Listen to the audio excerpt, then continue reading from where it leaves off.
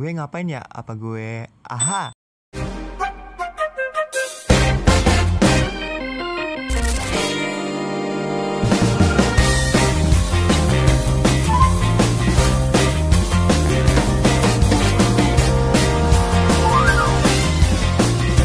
Halo semuanya, balik lagi bareng aku Ilham Farezi di podcast BI, podcast bareng Ilham tentunya. Nah, kita di sini udah kedatangan dua narasumber yang sangat fun kita dalam pembahasan kita dalam tentang perdagangan internasional nih. Nah, sebelum itu kita bakalan sapa-sapa dulu narasumber kita, yaitu ada Mas Aldi. Halo Mas Aldi, apa kabar? Alhamdulillah baik. Nah, selanjutnya itu ada Mbak Siti, Mbak Siti apa kabar? Alhamdulillah baik.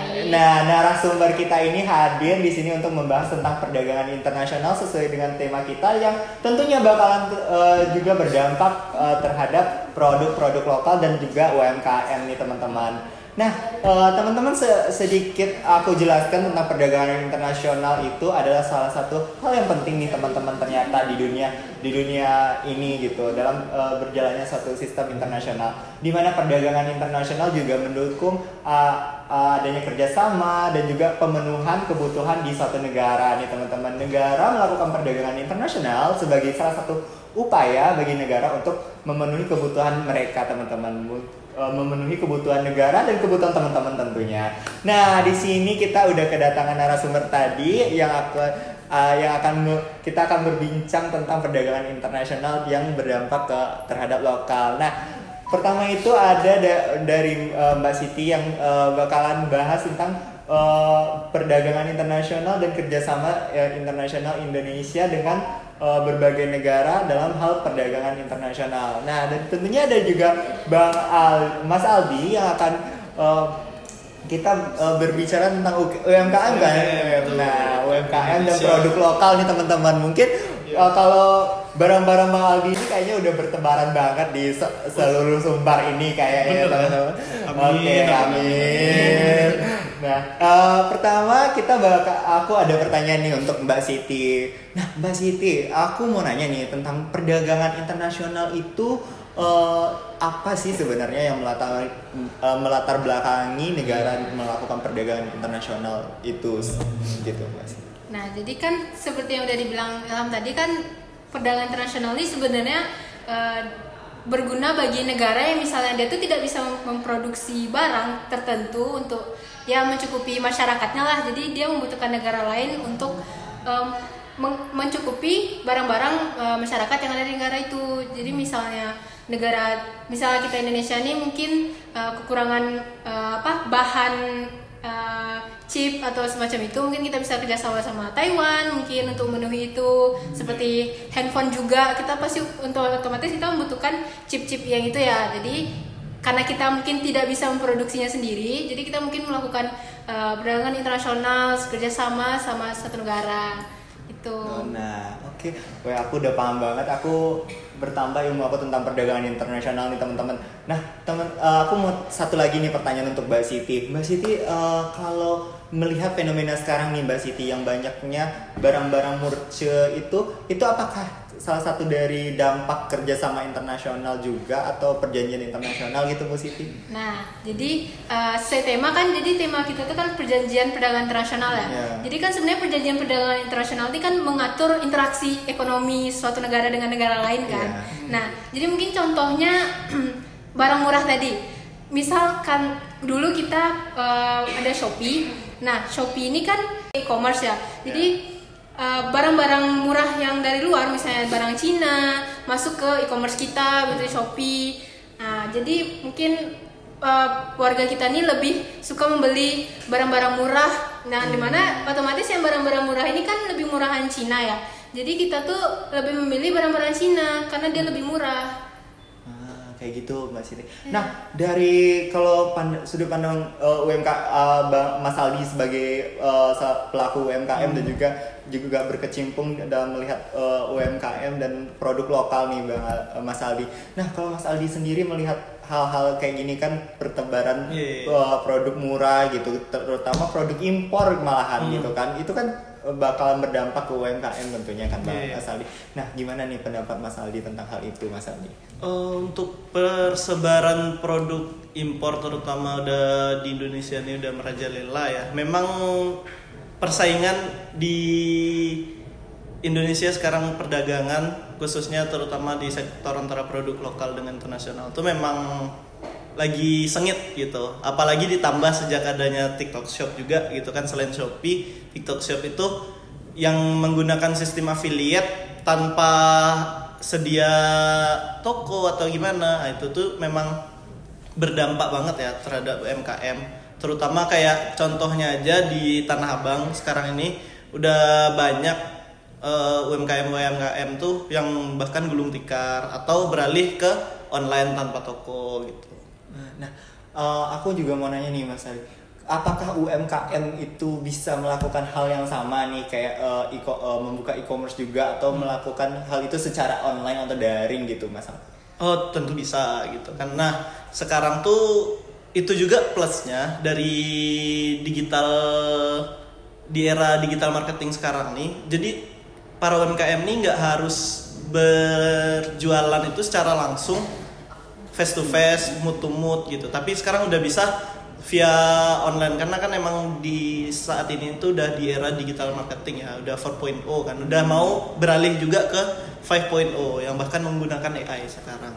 Nah, Mbak, aku kembali lagi ke Mbak Siti bentar ya Mas Aldi. Nah, aku mau nanya nih, kan kayak Mas Aldi jelasin tentang pembelajaran online dengan mendukung dengan UMKM beralih ke online. Nah, apakah ada kerjasama yang dilakukan atau gimana upaya dari perjanjian internasional misalnya gitu Mbak Siti yang mendukung memang pembatasan nih bagi barang impor untuk masuk ke Indonesia masuk ke Indonesia dan dijual secara murce gitu Mbak Siti.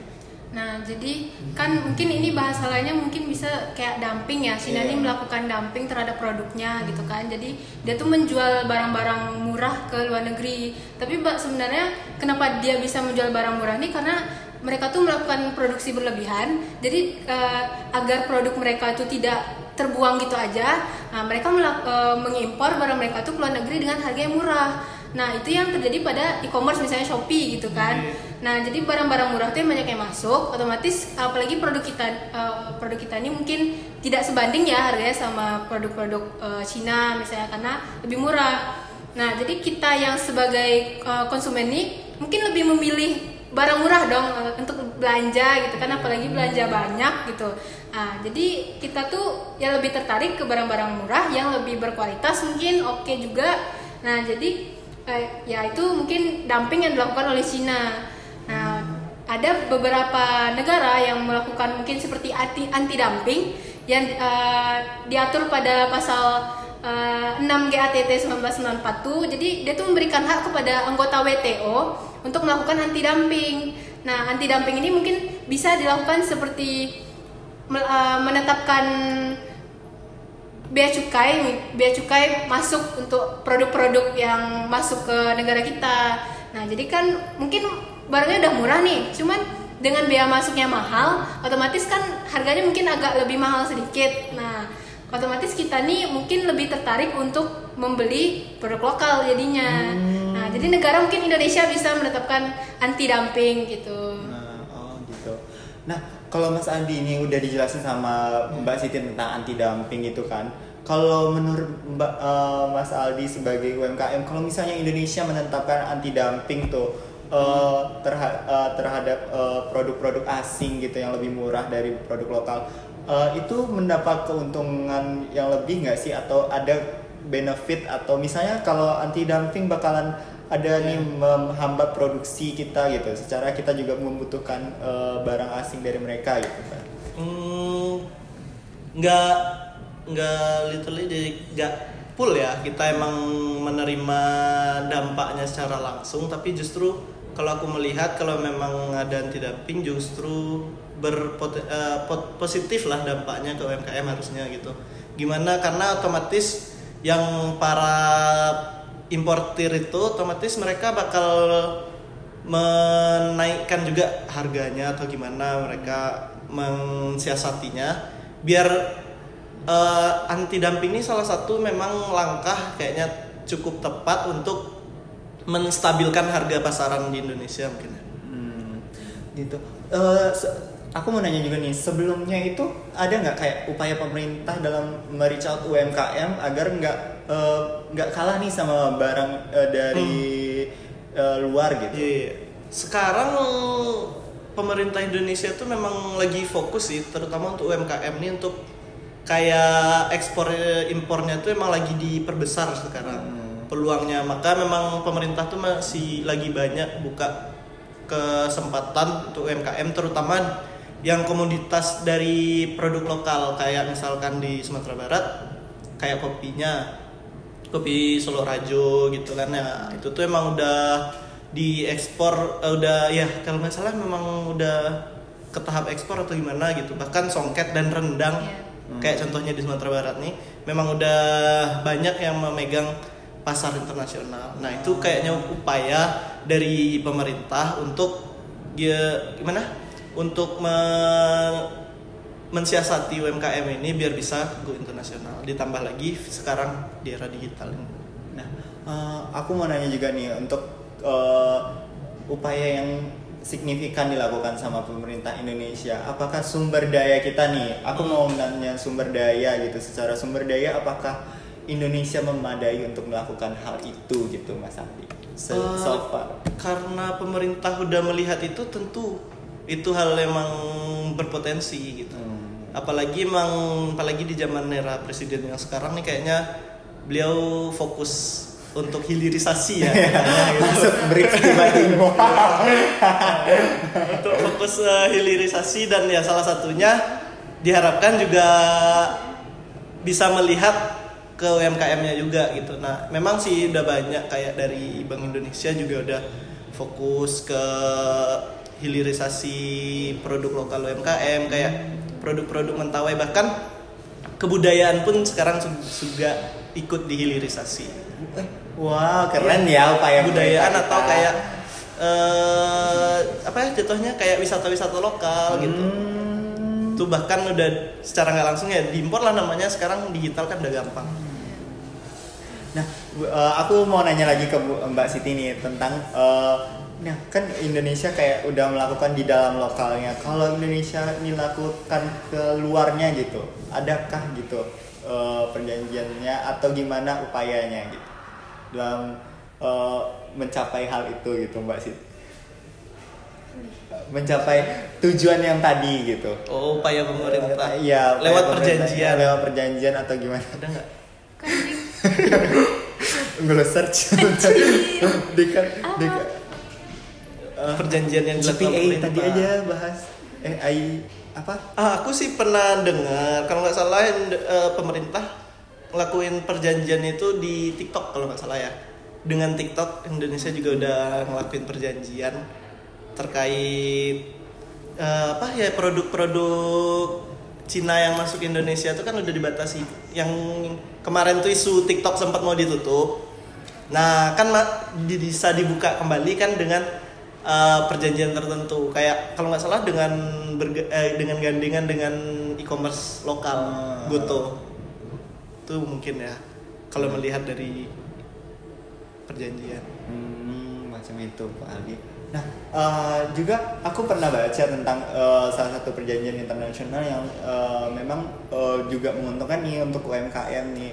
Salah satunya itu IJEPA namanya. Itu antara Indonesia dengan Jepang, di mana itu juga mendukung bagi UMKM Indonesia untuk melakukan ekspor tentunya beberapa produk lokal kayak kopi, kayu, dan barang-barang mentah lah biasa Indonesia gitu kan. Wah, makasih banget nih Bang Aldi tentang informasi barunya. Aku juga baru tahu Indonesia melakukan perjanjian lewat TikTok, dengan TikTok juga ya, Mas. Iya benar kan Mas Aldi? Ya. Nah, mungkin itu jadi sesi penutup kita pada podcast kali ini nih teman-teman. Terima kasih banget terhadap narasumber-narasumber keren kita pada hari ini. Nah, aku juga menyimpulkan sedikit nih, terutama pada anti dumping itu guys. Aku juga jujur ini aku baru pertama kali mendengar anti dumping. Nah, anti dumping tadi kalau mau flashbacknya itu salah satu upaya yang dilakukan negara untuk mengantisipasi yang namanya produk impor yang murah meriah, murce berterbaran di Indonesia nih. Betul kan Ibu Mbak Siti? Nah, terima kasih Mbak Siti atas paparan materinya dan menjawab pertanyaan aku yang sedikit aneh. Nggak ada guys. Nah, terima kasih juga kepada Mas Aldi. Aku udah banyak banget insightful banget tentang UMKM, perkembangan UMKM di Indonesia dan upaya pemerintah Indonesia ternyata wow banget ya Mas Aldi. Nah, mungkin kalau mau nanya-nanya lebih lanjut dengan narasumber kita di sini dan juga aku tentunya yang mau follow IG aku, boleh banget di bawah ini ya guys IG kita. Nah, mungkin sekian podcast kita kali ini. Burung dara, burung cendrawasih. Sekian dan terima kasih. Assalamualaikum warahmatullahi wabarakatuh.